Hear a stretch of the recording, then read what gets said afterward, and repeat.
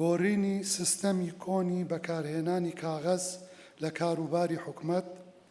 بۆ حکومڕانی ئەلکترۆنی نوێ بە مەبەستی پێشکەشکردنی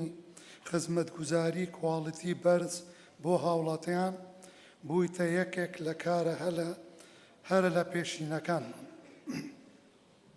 کە ئاماژ لێ بریتیە لە پاشترکردنی کارگێری و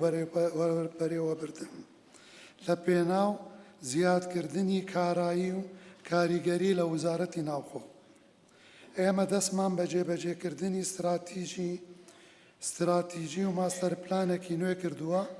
لە وەزارەتی ناوخۆ لە ماوەی 4 ساڵی ڕابردوو بۆ دامەزراندنی سیستەمی ئەلکترۆنی لە ژمارەیەک فەرمانگا. وەکو هەنگاوی یەکەم ئەو پرۆسەیەمان لە بەڕێوەبەرایەتیەکانی هاتوچۆ لە پارێزگاکان جێبەجێ کرد کە سیستەمی ئەلکترۆنی بەکاربهێنین هاوشانی سیستەمی کۆن بە ئامانجی وازهێنان لە ڕێگای کۆنی ڕاپەڕاندنی کارەکانی حکومەت